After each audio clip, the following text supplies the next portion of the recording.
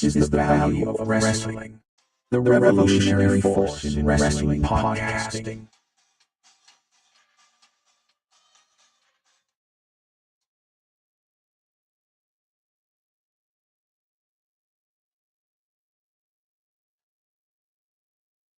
Oh, ladies and gentlemen, we are back. We are back. And we're live right here on the Value of Wrestling YouTube channel. You know me. I'm the one. I'm the only. I'm the big time. Oh, yeah. And I'm back, ladies and gentlemen. About 90% there. And I'm going to bring you the best that I can tonight after fighting off a very unfun, probably upper respiratory. Yes. We are open. We are live. Let me get a sip of the tea here. I thank you for joining us in the chat. Make sure you go ahead and hit the poll if you're in the chat. Make sure you also like this video. We appreciate your likes. As you can see, I am flying solo tonight. Yes, ladies and gentlemen, I am on my own tonight. Well, thank you for being here. I hope you join us in the chat. Jump in the conversation. We're going to talk with you about everything going on. Believe that. Yes, ladies and gentlemen, it is November 10th, and this is going to be your Friday night Smackdown for November 10th review. I'm going to do it all together, and we'll have a brief thing at the end, but I thank you for joining me as we move forward. Good to see Mr. Clarke is in studio, or is in the chat. Unfortunately, he wasn't here to join me tonight, so hopefully next week when we come back. Now, remember, next week we'll be covering SmackDown and Collision in some variety, because Collision will be airing on Friday next week with SmackDown, so we'll probably, it'll probably be Collision, SmackDown. I don't know if we'll join them together. I don't know if we'll do one show earlier than watch the other show, come back. Still stuff we have to work out, but we thank you for joining us. Drop in the chat, jump into the discussion, and join in on the fun tonight. Yeah, we're going to do this. We're going to do this big, and let's get into this.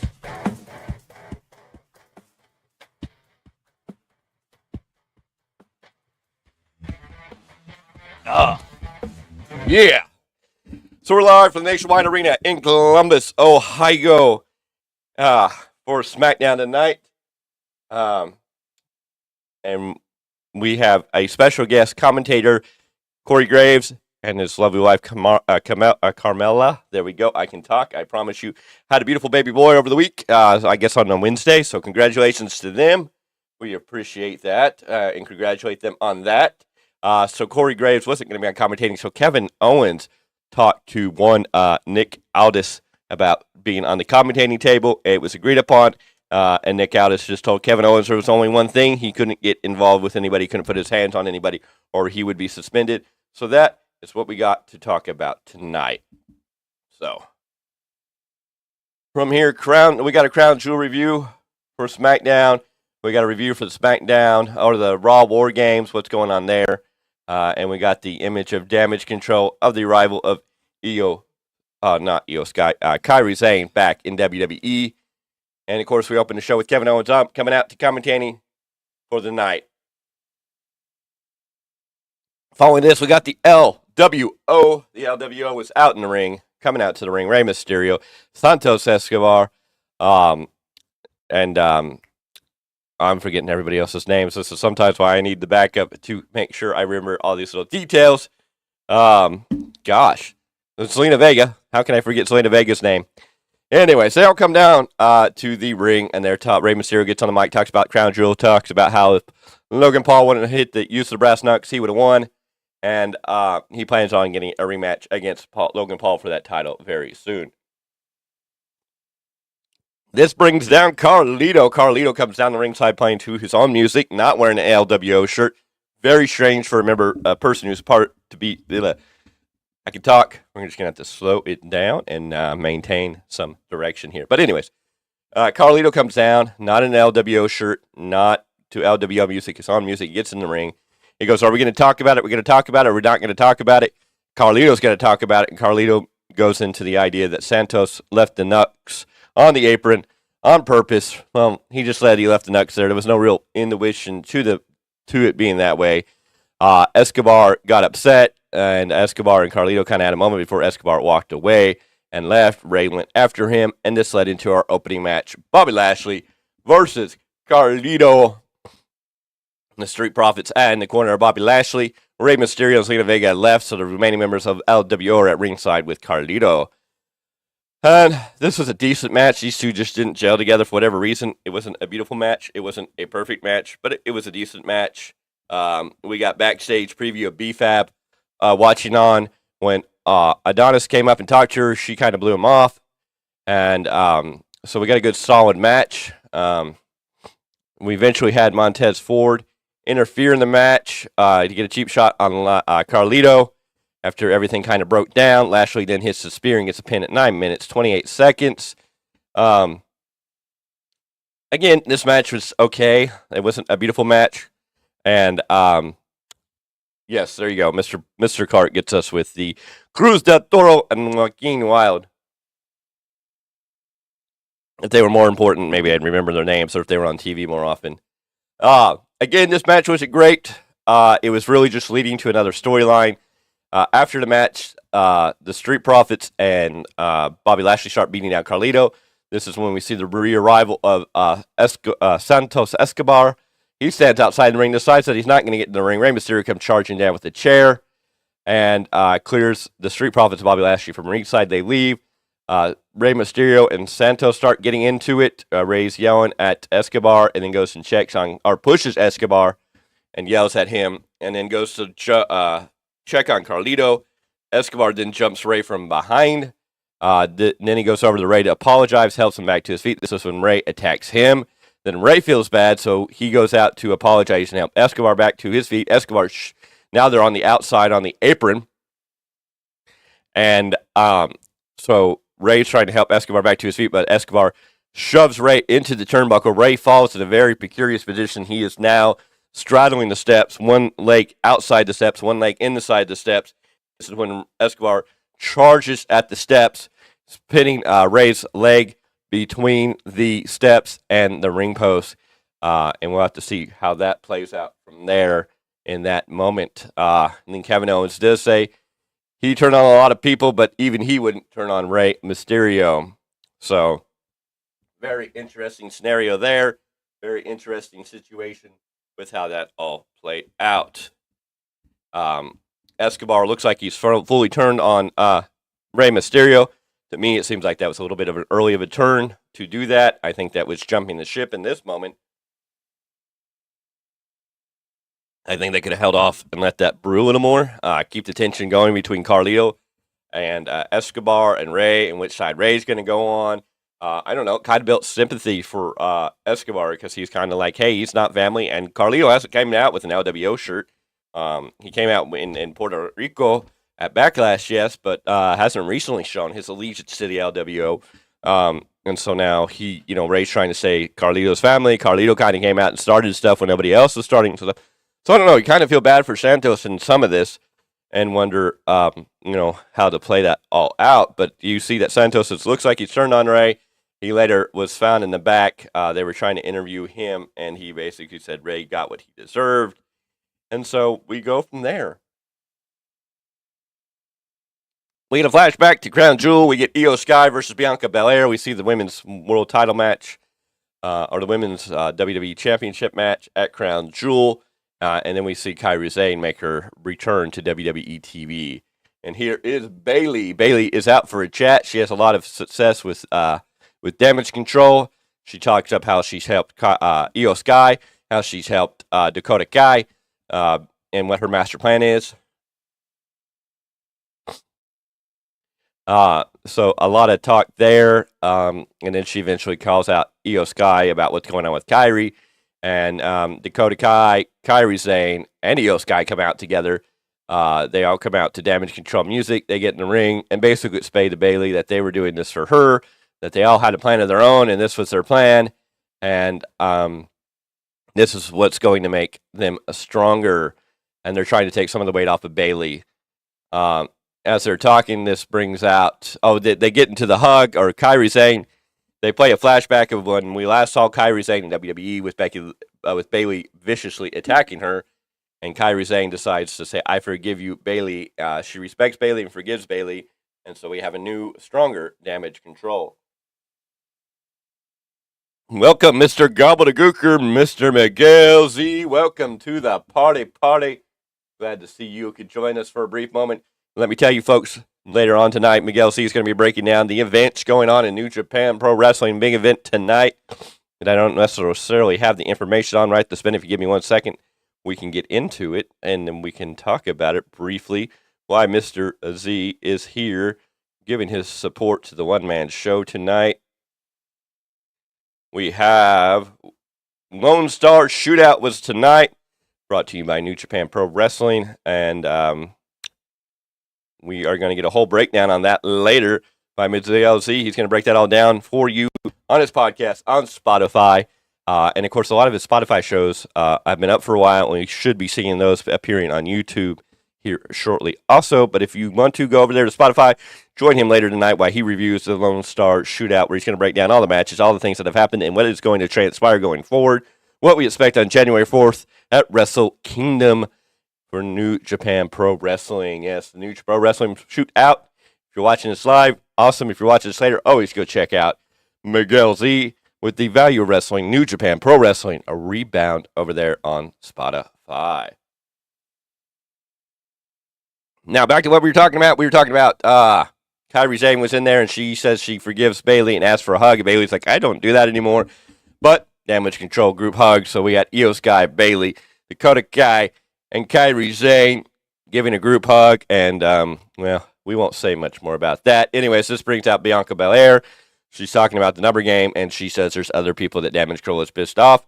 And there comes out Charlotte, followed by Asuka. And apparently this leads to a 6-woman tag match. It'll be Bayley, Io Sky, and Kairi Sane against Asuka, Charlotte, and Bianca Belair later tonight. Turns out that will be your main event. Good segment here. It continues the feud. We see where they're starting to build to probably what will be our War Games. We get more of that at the end of this show. It's going to be very interesting how that all plays out. But we are starting to see that ball roll because Survivor Series is right around the corner. And do forgive me, I'm a little stuffed up. I'm still fighting this off. Like I said, I'm about 90% back and doing the best I can. So I appreciate your patience. Let alone, I thank you for taking your time out of your night to join me here.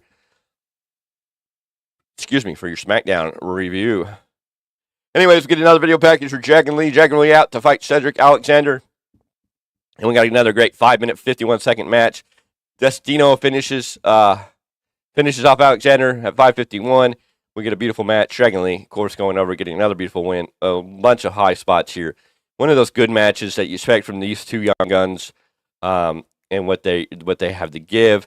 Cedric Alexander looks great in this type of matchup, and Dragon Lee looks stupendous. We get a flashback to Logan Paul winning the U.S. title at Crown Jewel. And now we have L.A. Knight. Yes, ladies and gentlemen, L.A. Knight is out for a chat. L.A. Knight. Yeah. See, I got a little bit of it back. Now Knight comes out, says his plans didn't go as he planned. He could come out here and say things didn't go to plan. Yada, yada, yada. The fans still seem to like him, so L.A. Knight talks about coming within an inch of winning the title. Now, they would have won the title. He should have won the title. He won the title if it weren't for one Jimmy Uso getting involved.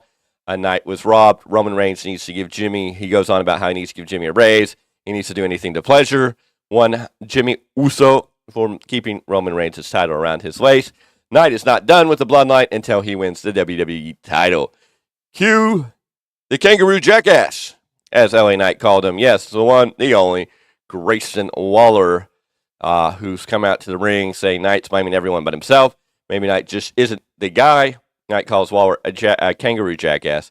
Says that the Grayson Waller effect sounds like it's an STD. Waller doesn't like being accused of being in his mother's basement, and the fight is on. They go back and forth verbally for a little bit there before we get into the match. LA Knight versus Grayson Waller. In the end, we get a BFT at 11 minutes, 24 seconds. Waller goes down for the pin. LA Knight gets a negative for win here. We have some interaction between Waller and Kevin Owens. Nothing physical, just kind of verbal back and forth. Kevin Owens kind of attacks Waller's sequins or glittery too much glitter on his trunks. Very fun and interesting there. Hey, welcome to the party. Thank you for joining us. Welcome into the chat. I appreciate you for being here. Make sure if you're in the chat, you're hitting that like button. We need to get those likes up. So everybody hit that like button for me. Let's do it right now. Oh, yeah. Thank you for joining us. I'm glad to see you're here. If you're also here, make sure you're sharing this out to everybody and anybody. I'm flying this ship solo. We are going to do this, and we're going to do this amazingly. Tomorrow night, we'll be back on Collision, doing a review of Collision, and hopefully one Paulus Clarke will be here doing his thing, tag teaming this up. But hey, we're here in this different studio. I hope you all like the new studio, kind of a different look, got things to play with. Tried to break it up, make it a little different for tonight's show. Anyways, night wins, and then we get Kevin Owens going on. He's got a slow motion. He's got one of those video screens. He's drawing circles and doing everything he can to make fun of Grayson Waller and Austin Theory as he goes back in time, talking about how he hit them both at the same time. This was a running gag through most of the night, but it was still quite funny in some of that. We get a classic moment flashback of John Cena's debut against Kurt Angle. And he runs in, saying he brings ruthless aggression. Of course, then we see Solo Sikoa from Crown Jewel laying out John Cena viciously. Is John Cena retired? Is Solo Sikoa the one that retired John Cena? We know the actor strike is officially over. It is done. So we know Cena's going to go back home to acting. Will we get to see him one more time before he does go? It's going to be wait to see. We know Solo Sikoa will return next week on SmackDown. So we have to prepare for what may come out of that. What is the plan going forward? Will we see John Cena at WrestleMania? For now, he's got to go back to Hollywood, and we'll see how that plays out. Then we come back. Kevin Owens challenges the punch a couple more times. This then brings down Austin Theory and Grayson Waller to ringside. Yes. Oh, yeah. So Austin Theory and Grayson Waller come down to ringside. They're taunting Kevin Owens. They're telling him, oh, don't get suspended, don't get suspended. They dump water on Kevin Owens' head. They get up in his face, and then they throw the water bottle at Kevin Patrick. Owens puts the Grayson Waller and Austin Theory go to walk away. Kevin Owens puts his headset back on and goes, I can handle the water, I can handle the verbal abuse, but did they throw that water bottle at you? He couldn't take that. So Kevin Owens throws down the headset and chases them up to the ramp. He gets them in the ring. He's about to take out Theory with a stunner. But Theory gets out of the way. Waller tries to go after Owens, but Owens turns around in time to hit a stunner on Waller, and Waller eats a stunner. So, yes, we got a beautiful moment there between Kevin Owens, Grayson Waller, and Austin Theory. But now Kevin Owens looks like he's going to be suspended. He got involved physically, so we're going to have to see how that plays out or how that goes. That's going to be very, very interesting in the plans there. So, we'll have to see how that plays out. What is the plan? Is this a way to get Kevin Owens into War Games for the Raw side of the brand? Will Adam Pearce go behind Nick Aldis's back and let a possible suspended Kevin Owens participate in War Games? Because it does look like we're going to lead to a 5-on-5 War Games, at least for the men. Will it happen for the women? We'll have to wait and see. Anyways, we're back with Jimmy Uso doing a promo about how he's taking on LA Knight next week. And it's a yeet, and then Roman Reigns calls him. He's like, yes, my tribal chief. And then it's like, no yeet, and he gets way more serious. So we get a little bit of Jimmy Uso. I don't know what we're doing with him. Doesn't ever make sense. But he's going to take on LA Knight next week. We should see how this match goes. Can't wait to see it. Can't wait to see the fallout of that. Anyways, we're in the main event already. Time's going by fast. I know this is a quick review show. The last one was quick. This was looking quick. A little bit about the last one was a little quick because I wasn't feeling 100. I was kind of rushing it. Now I'm doing this solo, so it's like I don't have anybody to bounce off or give extra airtime to talk to. But we'll do some wrap-ups. We'll do some talking. We'll do some discussing. And we're going to do a special tribute for tonight. And we'll be back tomorrow, even though tomorrow will be the thing. We'll go there, too. Anyways, main event, Damage Control versus Damage Control of Bayley, Io Sky, Kairi Sane versus Bianca Belair, Asuka, and Charlotte. We got a good match here with all these women mixing up. Eventually, Asuka is on the apron, and Belair's crawling over to her to get the tag. Asuka pulls away and missed in the Belair's face. Asuka jumps in the ring and asks her friend for a hug. Sane figures it out and hugs her. And then Bayley and Sky join in. Charlotte comes in and breaks it up, hitting, I believe it was Kairi Sane in the face with a big boot. And then all of it just kind of breaks down. Everybody's getting beat down. Bianca Belair tries to get back in the ring. It's a 4-on-2 at this point until Shotzi comes running down to the ring, but she gets beat up. The match ends at a DQ at 7 minutes, 31 seconds. And now Damage Control is bigger than ever. You have Bayley, Dakota Kai, Io Sky, Kairi Sane, and Asuka all together. So, as it looks now for War Games, you have Damage Control, which will consist of Bayley, Asuka, Kairi Sane, and Io Sky joining together. And they will take on the team of what's looking like Bianca Belair, Charlotte Flair, Shotzi, who will be the fourth woman. A lot of people are talking about Jade Cargill making her presence here. I don't know if this will be the right place to make her debut. I mean, Survivor Series, we've saw a lot of the great debuts. And two of the biggest names of professional wrestling made their first appearance on Survivor Series. If we want to go back way back into the day, The Undertaker made his debut at Survivor Series, even though he wrestled on a TV or a tape show prior to that, his first match, and he wrestled in some dark matches as Kane the Undertaker before he ever became The Undertaker, made his official debut at Survivor Series as the mystery partner for Ted DiBiase's team against Dusty Rhodes' team. And so from there, we also had Rocky Maivia. Rocky Maivia made his debut at Survivor Series. The man who would later become The Rock, the legendary Rock, Dwayne The Rock Johnson, made his debut as Rocky Maivia on Survivor Series. So, did Jade Cargill make her presence felt on Survivor Series weekend? I hope so. Maybe so. Maybe that's what they've been waiting this for. So it should be interesting. Will she be a part of the War Games team? Maybe. It may be interesting to fit her into this group. Maybe they'll do something for her in a solo shot. Maybe they'll just finally debut her as something in the ring. Who knows? We will have to wait and see. Anyways, ladies and gentlemen, SmackDown was fairly good. I think it started off really kind of slow in the first match, but it picked up. And then we got the Asuka turn that I don't think many people would have really looked at and thought was going to happen. You did want to see Kairi Sane and Io Sky and Asuka together, and it looks like they're building that stable. So we'll have to wait and see how that goes, how that's going to be a fallout with Bayley. Is Bayley going to come back to Bayley babyface? Are we going to get Hug Bayley back? We're going to have to wait and see how that all plays out. But for now, we see where it is. We have what's on the table, and it's going to be very, very interesting how that all comes together. It's exciting. I think SmackDown ended on a higher note than it started. I was a little disappointed in the whole LWO already falling apart and Santos Escobar already turning on Rey so quickly when I felt they could have really dragged that out a whole lot longer. Made that something that could have gone on for a bit longer. Could have been something a little more, something to go a little more forward. Dragged it out for a little more time, leading more into WrestleMania than right now. But we'll have to wait and see how this plays out and how it goes. Here in the chat, drop your thoughts. Let me know what you think of how tonight's show went. Let's talk about it. Yes, Miguel Z, you're exactly right. We did see, we know there was a setup coming for the turn on the LWO, but I don't know if it was, we could see it coming from a mile away. We knew something was going to go down. We knew that after Santos left us, Brass Knuckles there, that something was going to happen, but I was kind of defeated. I felt kind of like they rushed that. We jumped the gun. That's something that I felt we could have milked out for a couple weeks. Could have got it to Survivor Series in some way.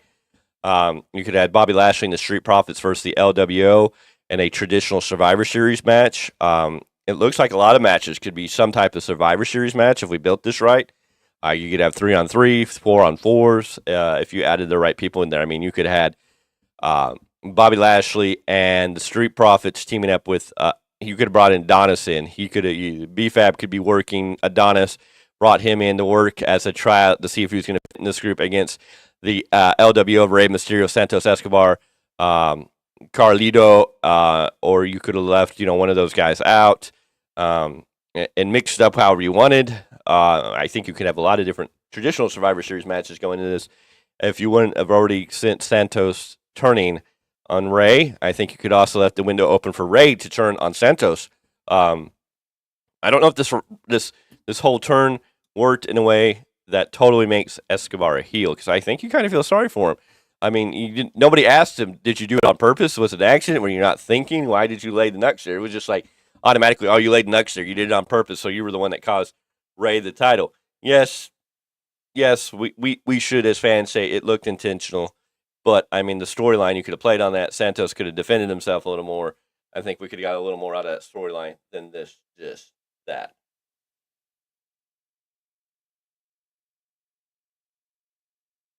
Yeah, so we could have led to something with a no tag. We could have had a no tag. We could have had Santos turn at Survivor Series.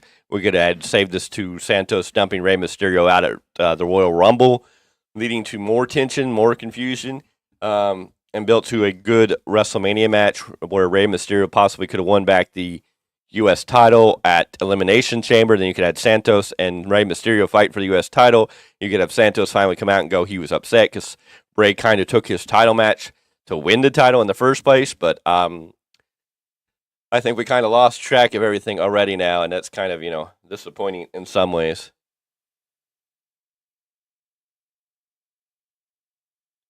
How that all played out. So we'll have to wait and see. We got Damage Control. It looks like we're going to get a women's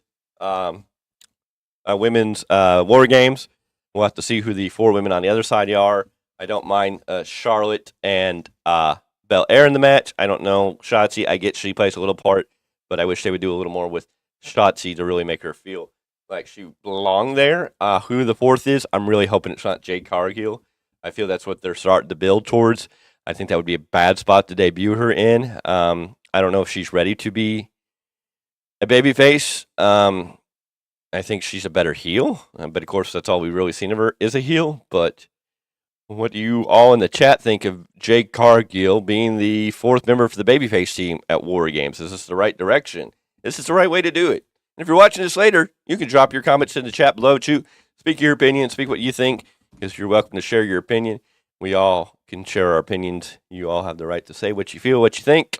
Just do it respectfully, because we don't always have to agree on everything. That's what this is all about, why we come here every week and discuss it. Even we, the team here at the Value Wrestling, don't always see eye to eye on things.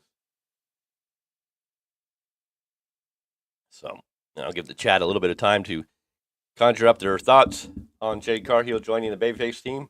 Is that what we're leading to? Is that what we're getting to? We're going to have to wait and see how that plays out. Anywho, SmackDown was a fairly decent show. Yeah, I agree with you, Miguel. She needs to be a heel. She's coming out as a heel. I don't think she needs to be a babyface. I think it'd be confusing between her and Charlotte to be on the same team. That's true. I guess you could do that.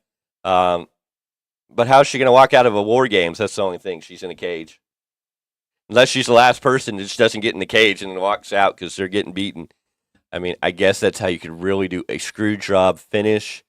But you already expect Damage Control to win pretty much.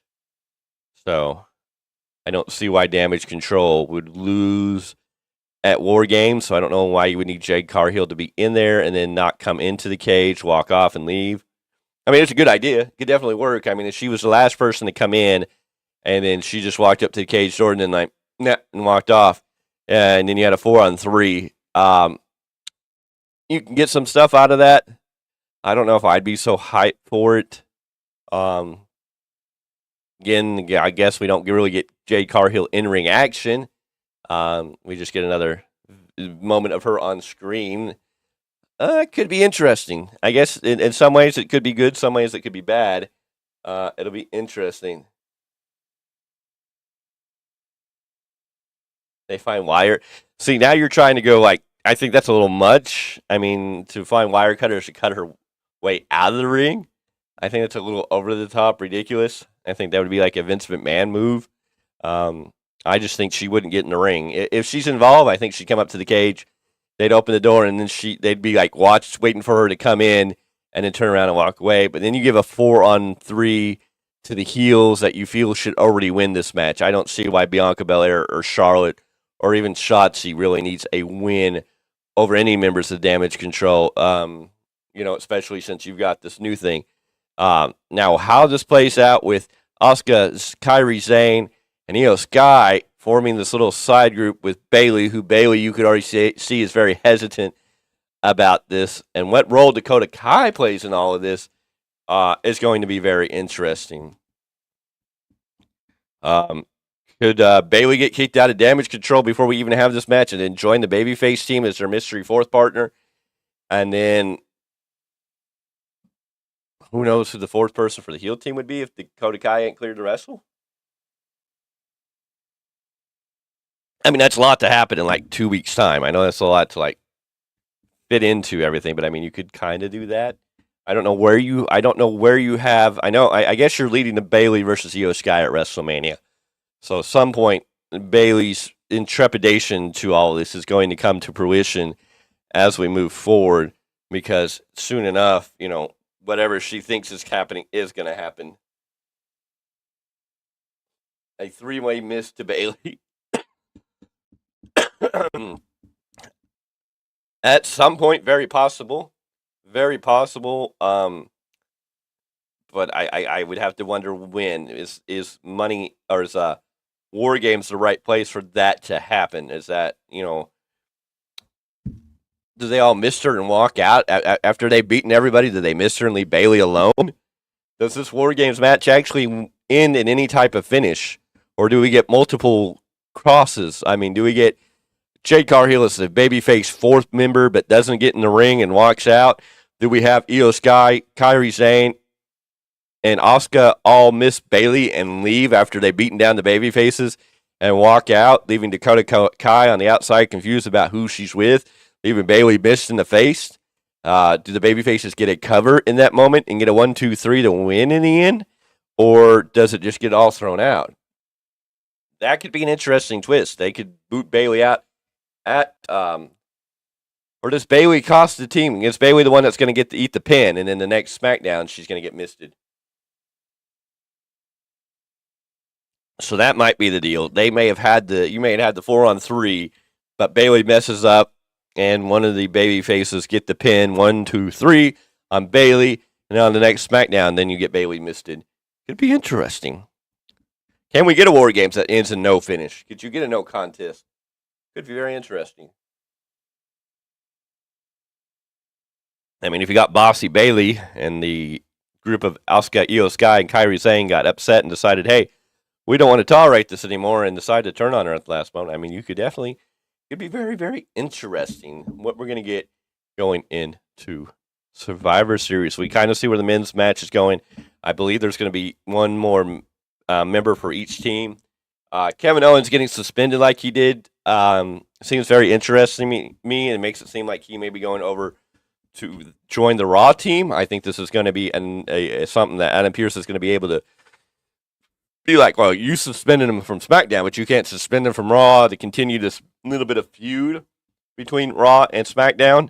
That way you put Kevin Owens in that match where he kind of belongs, and then you can Drew McIntyre joining Judgment Day for at least one night. So that could be interesting. Of course, we know Randy Orton's returning, but I don't think you need Randy Orton at Chicago for Survivor Series to make a return. I think you do it the night after on Monday Night Raw. Unfortunately, what scares me the most is I think he's going to come out and attack Cody. He's going to be Cody's next adversity going into Survivor Series or to Royal Rumble. I don't know. Is Cody going to have to do a double match? Is he going to have to fight off Randy Orton and then fight in the Royal Rumble? That's going to be very interesting because the Cody Rhodes Randy Orton match is definitely a pay-per-view-esque match.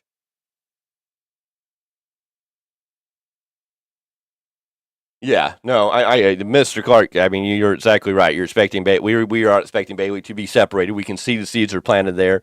We see that she's probably going to be the one that's going to go babyface. It's just, are they going to turn on her or is she going to turn on them? So, I mean, they're doing a lot here to leave it very open-ended in how they end Survivor Series and what comes after Survivor Series in this story, which is fine. You're making a story out there. You're trying to tell us Bayley's a little intrepid about this new alliance with Kairi Sane and Io Sky. Now Asuka's in the group. Bayley's kind of lost control of Damage Control, and honestly, I mean, they're just adding members left, right, and sideways in one night, and she really didn't have any say in it. So we'll have to see how that goes. I got to wait to see where Dakota Kai falls with all of this, because that's the only thing that's kind of kept Dakota. I hope Dakota Kai is coming back from injury soon, because if she doesn't have like damage control to ride with, I guess she can fit in with Io Sky, Asuka, and Kairi Sane, or she could be the sidekick to Bayley for a little bit longer until she heals. It's going to be interesting. Is there a chance we get to see the GMs get physical at Survivor Series? Possibly. We might see a moment where they have some type of issue. I'm expecting this Kevin Owens thing to be an issue. I'm expecting you suspend Kevin Owens. Well, again, we were told that Kevin Owens was allowed to wrestle. There was a scene when he approached Nick Aldis. Nick Aldis said yes, but you can't touch anybody or you will be suspended. Now we know he got involved, but he got involved with two guys that he's already got kind of a storyline with. We haven't actually heard Nick Aldis come out and officially say he's suspended. We know the threat has been levied, and we believe that it'll be followed through by Nick Aldis. So it'll be interesting to see. I expect something to come out of it next SmackDown. I assume that he's going to get officially suspended. We'll have some scene where he shows up at the arena, and Nick Aldis will approach him and go, "No, you leave. You've been suspended after your attack." And, of course, we'll probably have Grayson Waller and Austin Theory there laughing at him in the background. I do think that at Survivor Series, when we get the 5-on-5, it'll be Kevin Owens doing something with Adam Pearce, and Adam Pearce going, yeah, and Nick Aldis not being happy about it. So I feel like we're going to get some heat there. I don't know if they get physical at this point. I don't know if that's necessary. I could see Adam Pearce trying to get physical, but I don't think Nick Aldis wants to get physical. I think Nick Aldis is in that GM role of a William Regal, a very prestigious. Like, he's not going to get his hands dirty just yet. So I think that's going to be on hold, and I don't know how many people would want to see an Adam Pearce versus Nick Aldis type of matchup. Hopefully they don't do something stupid where they get subjects for them, kind of like the Donald Trump Vince McMahon thing. But we know there's going to be build a bitter feud, and that's fine. Raw versus SmackDown is fine. If we get bragging rights back, that's cool. In its own way. Maybe that's what this will lead to. Maybe in December we'll get bragging rights because there's no technically a scheduled pay-per-view, but maybe we will. Maybe we won't. But it should be interesting. But I fully expect that Kevin Owens will probably be on the men's War Games match. I think this is why they're setting up him to be suspended, to have some under shady things going on. Anyways. Ladies and gentlemen, I thank you for joining me. I thank you for taking time out of your day. If you're watching this later, we appreciate you for being here. Make sure you like this video. And if you're not, please go ahead and hit that subscribe button, because we are growing and we want you to be part of the Value Wrestling family. And when you subscribe, you become part of the Value Wrestling family. We appreciate each and every one of the members of the Value Wrestling family. Yeah, no, nobody, and Mr. Clarke throws this out to break up the moment here. He says he doesn't know the last time Pearce had a match, and we know Nick Aldis had his last year. So who knows how that'll work out? We'll have to wait and see. But make sure you hit that subscribe button and ring that bell for notifications, so anytime new videos, new content, new stuff comes up, it'll be out there. I know I haven't put a lot of videos out there this week. I have been under the weather. I wish I could have put more stuff out, but I just couldn't do it. But that's okay. I'm here tonight. I'm going to do this. I'll be back tomorrow night. But ladies and gentlemen, before we get into tomorrow, if I can find my magic button, there's my magic button. Let's hit this right here. Before we get to tomorrow, I just want to remind you and everybody who's watching, anybody who's watching this, November 11th is Veterans Day. So if you know a veteran, make sure you let them know that you appreciate them and what they've done for this great country. You don't always have to agree with them, and that's fine, and we understand this.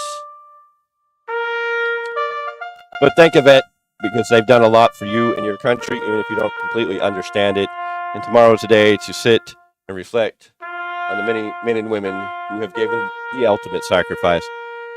As a U.S. veteran myself, it is still respectful to thank any vet, and we appreciate your support always.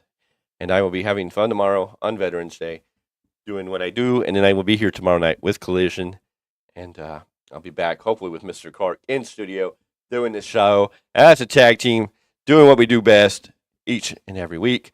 We'll also be back on Sunday at 12 p.m. Pacific Standard Time with Paulus, Clarke, with Miguel Z, the Gobbledygooker, the New Japan Pro Wrestling expert. We will be back with the weekly roundup where we're going to round up everything that has happened this week in wrestling, and we're going to talk about it in detail. Thank you very much, Miguel Z. I appreciate that. But yeah, if you're out tomorrow, we will be out.